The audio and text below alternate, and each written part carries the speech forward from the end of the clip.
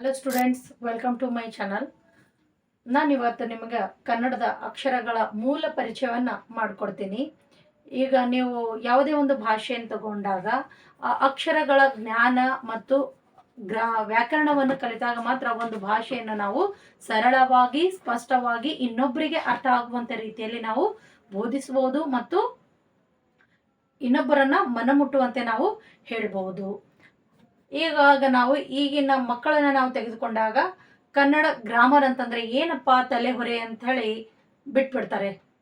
Grammar ಬೇಡವೇ ಬೇಡ ನಮ್ಗಂತ ಹೇಳಿ ಬಿಟ್ಬಿಡ್ತಾರೆ. ಆದ್ರೆ ಅದು ಸರಿಯಲ್ಲ ಮಕ್ಕಳೇ. ಗ್ರಾಮರ್ ತೊಳ್ಕೊಳ್ಳೋದು ತುಂಬಾನೇ ಸುಲಭ.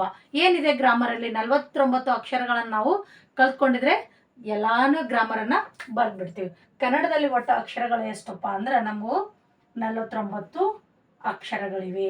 ಈ 49 ಅಕ್ಷರಗಳನ್ನು ನಾವು ವಿವಿಧ ಪ್ರಕಾರಗಳಾಗಿ ನೋಡ್ತೀವಿ. ಒಂದನೇದು ಬಂದಂತಂದ್ರ ಒಂದನೇದು ಏನಂತಂದ್ರ ಸ್ವರಗಳು. ಒಂದನೇದು ಸ್ವರಗಳು. ಈ ಸ್ವರಗಳು ಅಂತಂದ್ರೆ ಏನಪ್ಪ?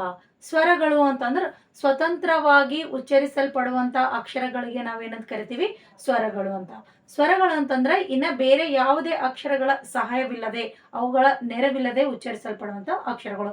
ಅವು ಯಾವ್ಯಾವು? ಅವನ್ನ ಹೇಗೆ ಉಚ್ಚಾರ ನಾವು ಮಾಡ್ತೀವಿ ಅಂದ್ರ ಸ್ವರಗಳು 13. ಅಂದ್ರೆ ಅ, ಆ, ಇ, ಈ, ಉ, ಊ, ರು, ಎ, ಐ, ಓ, ಅವು. ನೋಡಿ, ಇವನ್ ಹೇಳುವಾಗ ನಾವು ಯಾವುದೇ ಬೇರೆ ಅಕ್ಷರಗಳ ಸಹಾಯವಿಲ್ಲದೆ ಸ್ವತಂತ್ರವಾಗಿ ಉಚ್ಚಾರಣೆಯನ್ನ ಮಾಡ್ತೀವಿ.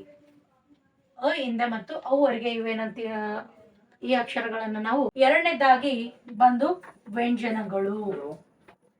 ವ್ಯಂಜನಗಳು ವ್ಯಂಜನಗಳು ಅಂತಂದ್ರ ಸ್ವರಗಳ ಸಹಾಯದಿಂದ ಉಚ್ಚರಿಸಲ್ಪಡುವಂತಹ ಅಕ್ಷರಗಳಿಗೆ ನಾವು ವ್ಯಂಜನಗಳು ಅಂತ ಕರಿತೀವಿ. ವ್ಯಂಜನಗಳ ಅಕ್ಷರಗಳು ಎಷ್ಟಪ್ಪ ಅಂತಂದ್ರ 25.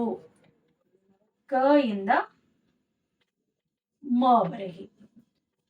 ಕಕಗಂಗ ಚಚಜಯ ಟಟಡರನ ತತದನ ಪಪಭಮ. ಇವು ಸ್ವರಗಳ ಪ್ರಕಾರಗಳು. ಈ ಸ್ವರಗಳು ಅದು. ಇವಾಗ ವ್ಯಂಜನಗಳಾದು. ವ್ಯಂಜನಗಳಲ್ಲಿ ಯಾವ್ಯಾವು, ಎಷ್ಟು ಪ್ರಕಾರಗಳು, ಯಾವ ಅಕ್ಷರಗಳನ್ನ ನಾವು ಯಾವ ರೀತಿ ಯೂಸ್ ಮಾಡಬೇಕು, ಯಾವ ಅಕ್ಷರಕ್ಕೆ ಏನಂತ ಕರಿಬೇಕನ್ನೋದು ಬಂದಾಗಿ ಫಸ್ಟ್ನೇದಾಗಿ ನಾವು ವ್ಯಂಜನಗಳು. ವ್ಯಂಜನಗಳು ನಾನು ನಿಮಗೆ ಆವಾಗ್ಲೇ ಹೇಳಿನಿ ಎಷ್ಟಪ್ಪ ಅಂದ್ರೆ 25. ಅಲ್ಪ ಪ್ರಾಣ, ಮಹಾಪ್ರಾಣ,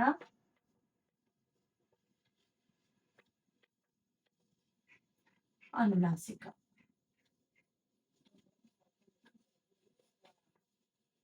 ಅಲ್ಪ ಪ್ರಾಣ,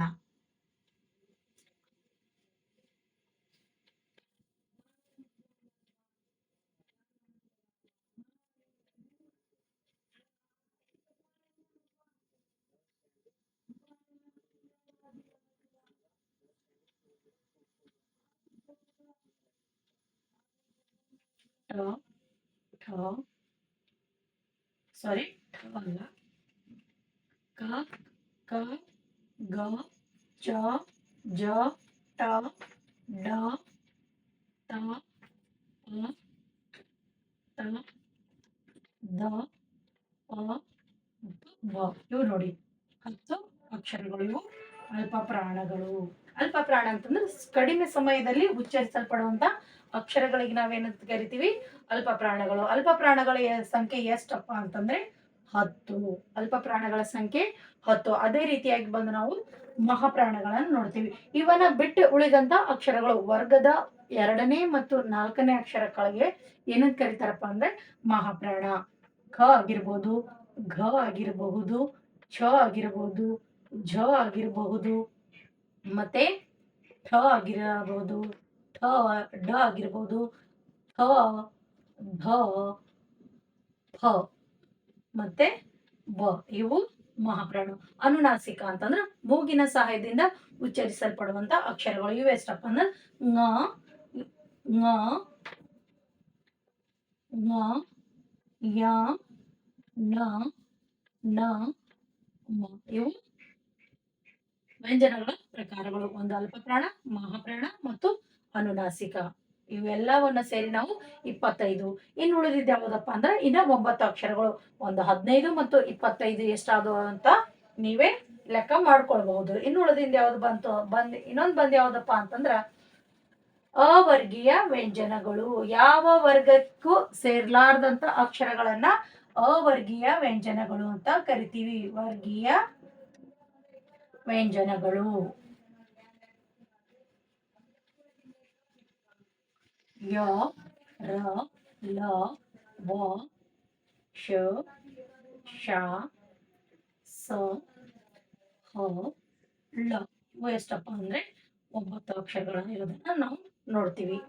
ಯಾವ ವರ್ಗಕ್ಕೆ ಸೇರ್ಲಾರ್ದಂತ ಅಕ್ಷರಗಳನ್ನ ನಾವು ಅವರ್ಗೀಯ ವ್ಯಂಜನಗಳಂತ ಕರಿತೀವಿ. ಓಕೆ ಮಕ್ಕಳೇ, ನಿಮ್ಗೆ ನನ್ನ ವಿಡಿಯೋ ಚೆನ್ನಾಗಿ ಅನಿಸಿದ್ರೆ ಲೈಕ್ ಮಾಡಿ, ಸಬ್ಸ್ಕ್ರೈಬ್ ಮಾಡಿ. ಮತ್ತೆ ಸಿಗೋಣ ಮುಂದಿನ ವಿಡಿಯೋದಲ್ಲಿ.